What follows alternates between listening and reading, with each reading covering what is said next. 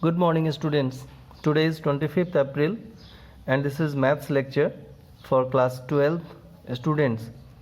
We are going to deliver 16th lecture on topic relations and functions. So in the last lecture we have discussed regarding types of mapping and we have discussed there that we have four types of mapping. First is 1-1 onto, second 1-1 into, third many one onto, and fourth many one into. So we have four types of mapping. Now in today's lecture, at first we will discuss some special names for functions, that is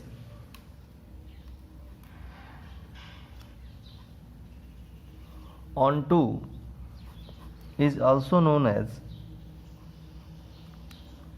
surjective. This is a name only. देखो ये onto को surjective के नाम से भी बुलाते हैं, बस ये नेम है. कहीं पर लिखा हुआ है surjective तो आप समझेंगे कि उसका मतलब onto होता है. तो इसका मतलब है कि अगर हमें onto फंक्शन लिखा है, onto फंक्शन, तो onto फंक्शन को हम लोग सर्जेक्टिव फंक्शन भी बोल सकते हैं. Surjective function. अच्छा, फंक्शन का भी एक और नेम होता है, वो भी मैं आपको बता दूं. फंक्शन को मैपिंग के नाम से भी जाना जाता है. मैपिंग. इसका मतलब है onto फंक्शन को सर्जेक्टिव फंक्शन बोल सकते हैं या फिर सर्जेक्टिव मैपिंग भी आप बोल सकते हो इसको.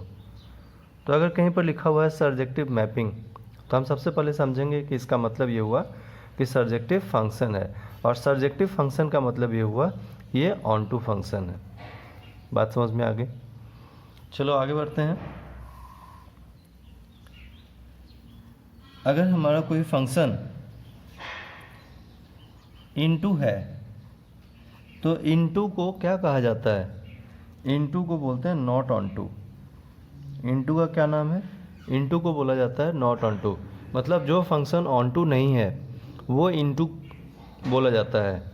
तो नॉट onto को आप क्या लिखोगे? Not surjective. ठीक है. अगर onto है तो सर्जेक्टिव और इनटू है तो नॉट सर्जेक्टिव. नॉट सर्जेक्टिव का मतलब नॉट onto हुआ, नॉट onto का मतलब इनटू हुआ. बात समझ में आ गई? तो कई बार क्वेश्चन में इस तरीके के नेम यूज़ किए होते हैं और स्टूडेंट्स को वहाँ पर कन्फ्यूजन हो जाता है कि इसका क्या मतलब है, वो मतलब ही नहीं समझ पाता है. तो नॉट सर्जेक्टिव का मतलब हो गया नॉट onto और नॉट onto का मतलब हुआ इनटू. ठीक है, बात समझ में आ गई? चलो कुछ और भी नेम है. 1-1. तो 1-1 फंक्शन को इस तरीके से लिखा जाता है 1-1 फंक्शन को हम लोग इंजेक्टिव बुलाते हैं. 1-1 को इंजेक्टिव, INJECTIVE, इंजेक्टिव. इसका मतलब है अगर कहीं पर हमें 1-1 फंक्शन लिखा हुआ है तो 1-1 फंक्शन को इंजेक्टिव फंक्शन भी बोल सकते हैं और इंजेक्टिव मैपिंग भी बुला सकते हैं, चूँकि फंक्शन का एक और नेम मैपिंग भी है. तो इंजेक्टिव मैपिंग, अगर कहीं पर इंजेक्टिव मैपिंग लिखा हुआ है तो आप समझोगे कि इसको इंजेक्टिव फंक्शन भी बोल सकते हैं. ये इंजेक्टिव फंक्शन है एक्चुअली. और इंजेक्टिव फंक्शन क्या है? तो इंजेक्टिव फंक्शन 1-1 फंक्शन है. बात समझ में आ गई? तो 1-1 फंक्शन का नाम क्या हो गया? Injective function. ठीक है.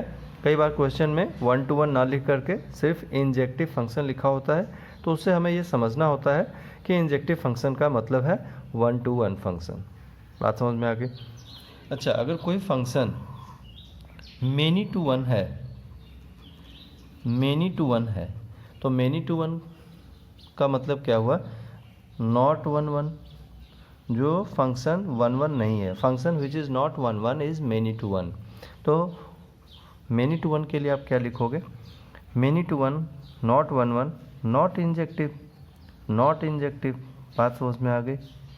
तो these are special terms, special names which will be used in questions sometime, जो कई बार questions में इस तरीके से नेम यूज़ किए होते हैं।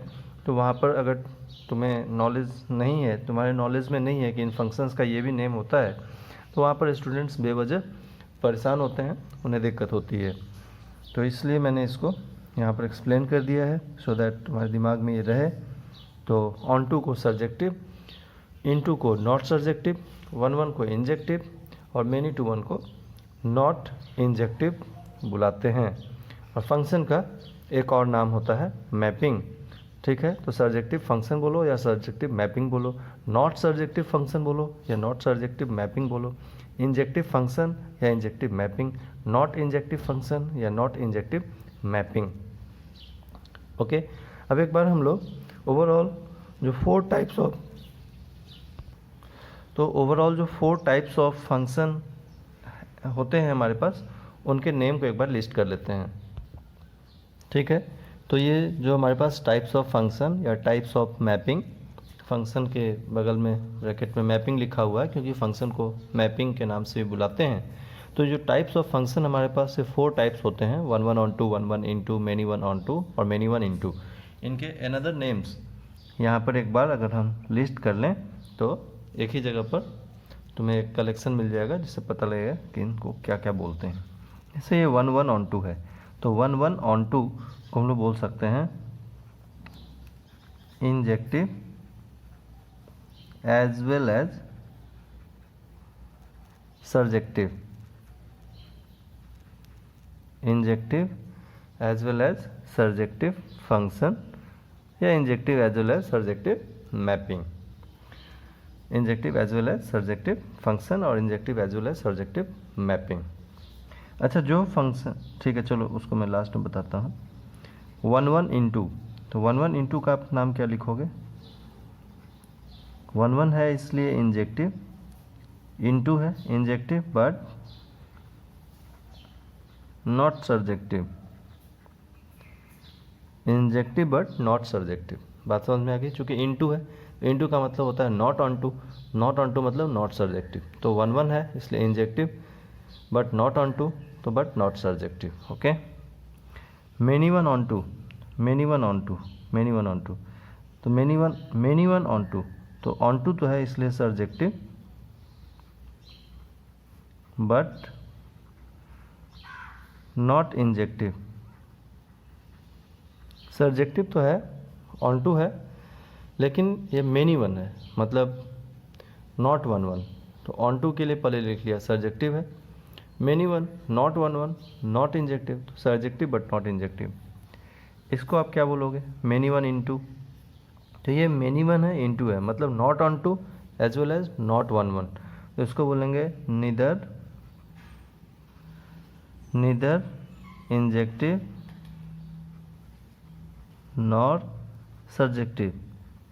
ना तो ये 1 1 है और ना ही ये ऑन टू है। तो इस तरीके से इनके जो अनदर नेम्स हैं यहाँ मैंने लिख दिया है।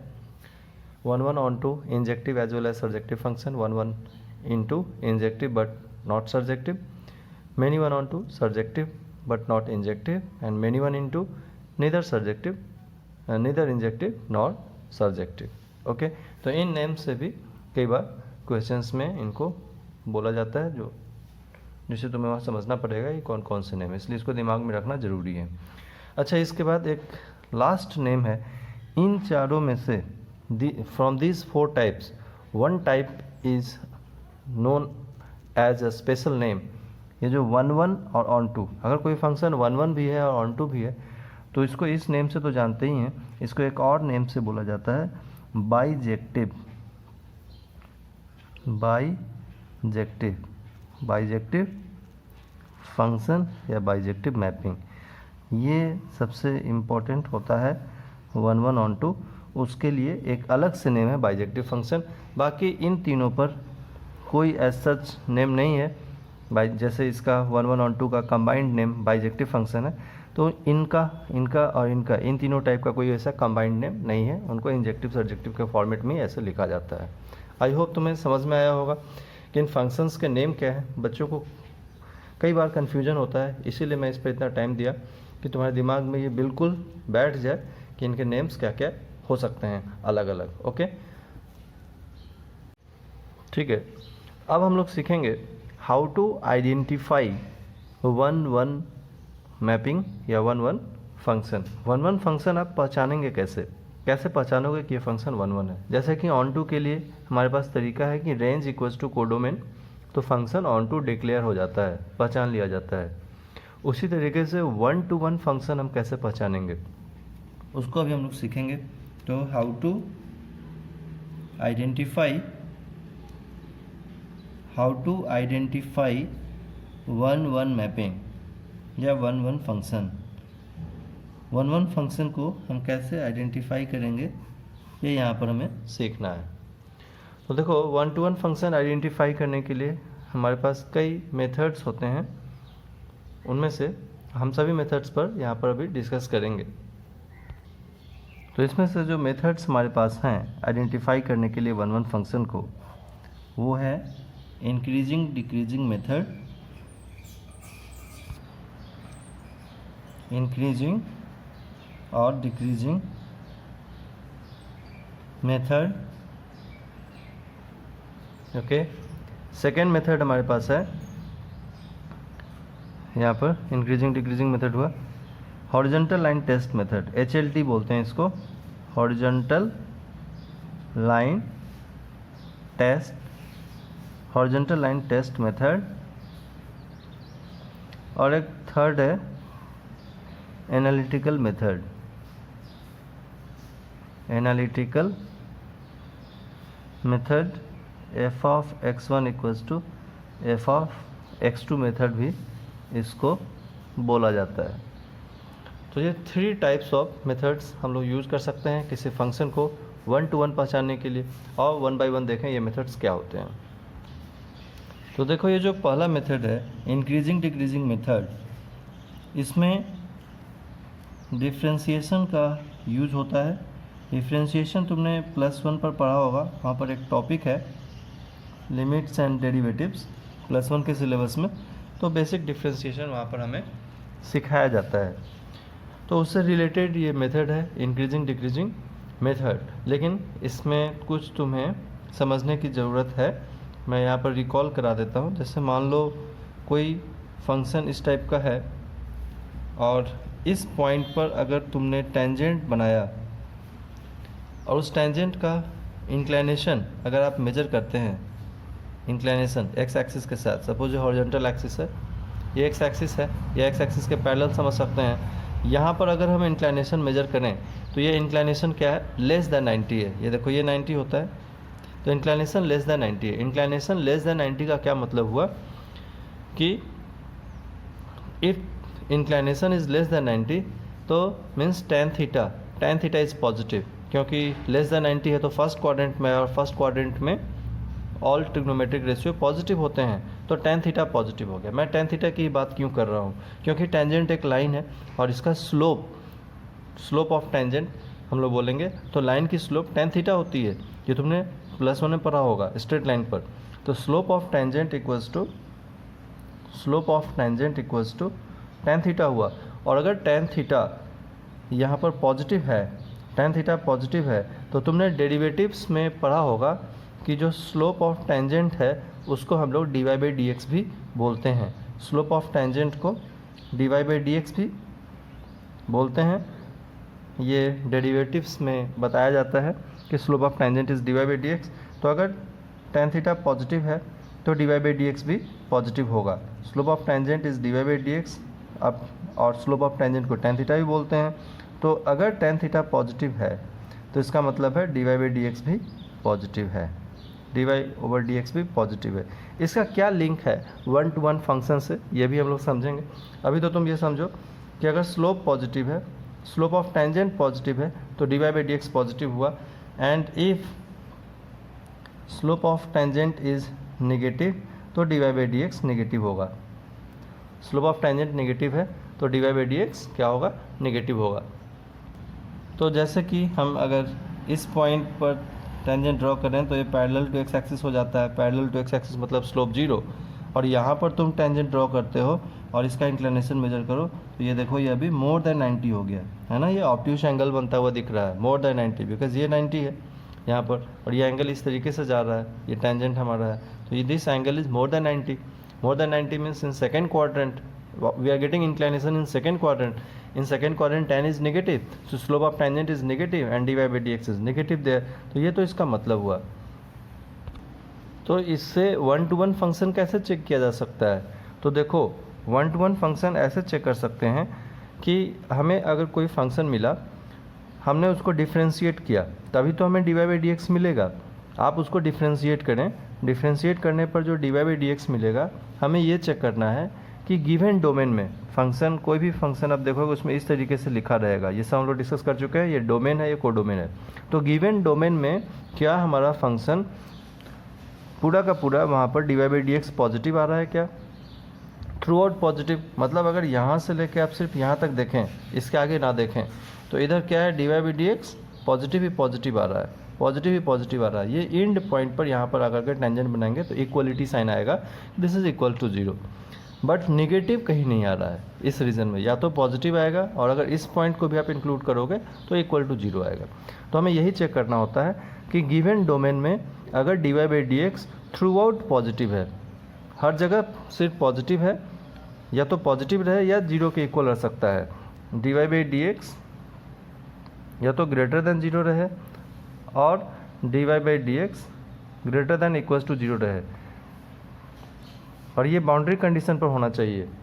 इसको आप ऐसे बोल सकते हैं कि equality hold only at end points, equality hold only at end points. ऐसा नहीं कि इंटरवल में है, तब तो गड़बड़ हो जाएगी।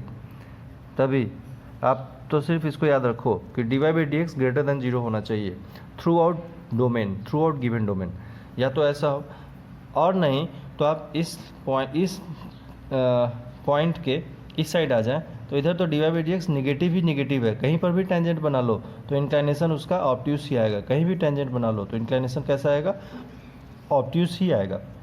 तो या तो dy by dx पूरा का पूरा पॉजिटिव रहे, या तो dy by dx पूरा का पूरा निगेटिव रहे, तो हम अपने फंक्शन को 1-to-1 बता सकते हैं। तो हम लोग इसको ऐसे बोल सकते हैं कि इफ़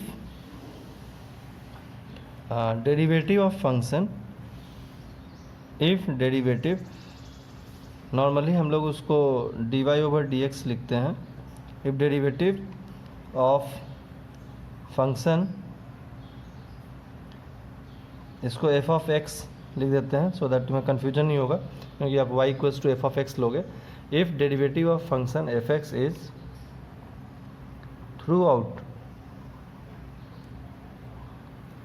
आउट पॉजिटिव, और फिर उसको फ्रेश पेज पर लिख देते हैं यहाँ पर कि if derivative of function, if derivative, मैं यहाँ पर ब्रैकेट में dy by dx लिख देता हूँ for function y equals to f of x। ठीक है, नॉर्मली जो हमारा फंक्शन रहता है इन टर्म्स ऑफ x रहता है, इसलिए मैंने यहाँ पर लिखा। अगर दूसरे वेरिएबल में हो तो हम इससे समझ जाएंगे अपने आप। तो if derivative dy by dx for a function y equals to f x is throughout positive, okay, और is throughout positive, then f of x is 1-to-1. दूसरा condition, if derivative dy by dx for a function y equals to f of x is throughout negative. या तो first condition follow हो throughout positive, या तो second condition throughout negative हो। Derivative for function y equals to f x, यहाँ पर एक बात यहाँ लिख देते हैं, in its given domain, in its given domain, in its given domain, अपने डोमेन में। जैसे क्वेश्चन तुम पढ़ोगे ना तो उस क्वेश्चन में इस तरीके से लिखा रहेगा, तो ये इसको डोमेन बोलते हैं, इसको कोडोमेन बोलते हैं। तो हमें सिर्फ डोमेन में देखना है, जो डोमेन दिया है उसी में चेक करना होता है। तो if derivative d y by d x for a function y equals to f x in its given domain is throughout positive then f x is 1 to 1। ठीक है, if derivative d y by d x for function y equals to f x in its given domain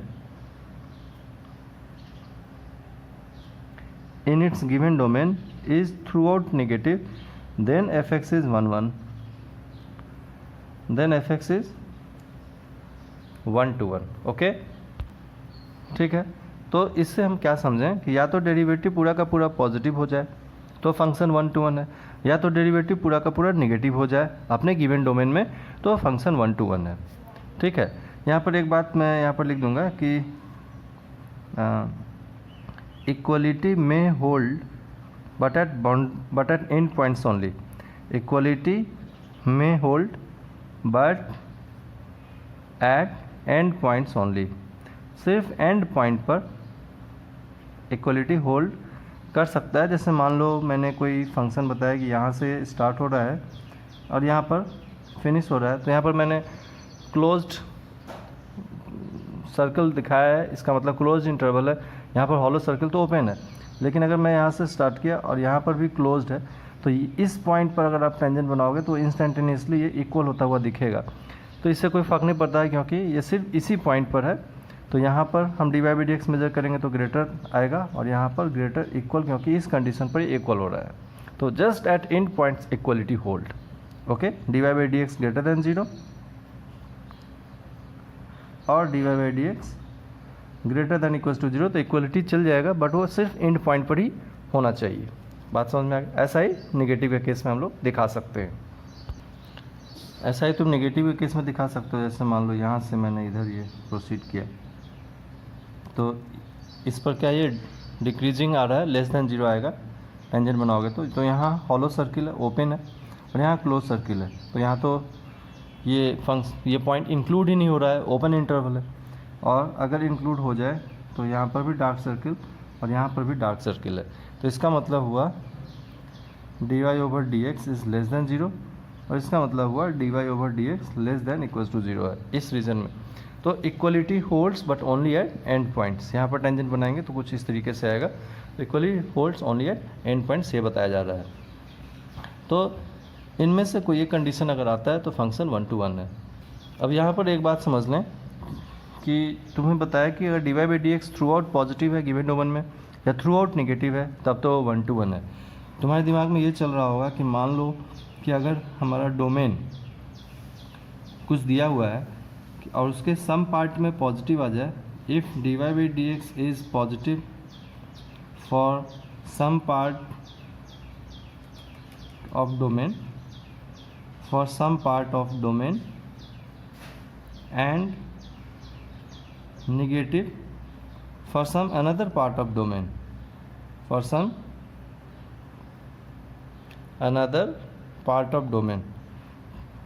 given domain में कुछ part के लिए तो d y by d x positive हो पर कुछ पार्ट के लिए निगेटिव हो, तो then f x is not 1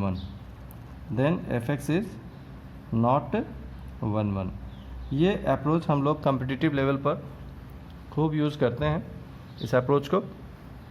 तो अगर d y by d x कुछ पार्ट के लिए पॉजिटिव है और कुछ पार्ट के लिए नेगेटिव आ जाए तो हमारा फंक्शन 1 to 1 नहीं होता है। तुम तो ये याद रखो कि अगर गिवन डोमेन में throughout d y by d x हर जगह पॉजिटिव आ रहा है तो फंक्शन 1 to 1 हो जाएगा, हर जगह नेगेटिव आ रहा है तो फंक्शन 1 to 1 हो जाएगा। लेकिन अगर कुछ पार्ट के लिए पॉजिटिव है और कुछ पार्ट के लिए नेगेटिव है तो फंक्शन 1 to 1 नहीं होगा। इस पर हम लोग एक एग्जाम्पल करके लेके दिखा सकते हैं, पर अभी यहाँ पर वीडियो की लेंथ बढ़ी जा रही है, तो हम लोग अब नेक्स्ट लेक्चर में इस पर एक एग्जाम्पल लेकर के आपको समझाएंगे। ठीक है, तब तक आप इनको नोटबुक में, फेयर नोटबुक में लिखो, समझो, रिवाइज करो, फिर नेक्स्ट लेक्चर में डिस्कस करते हैं। Thank you.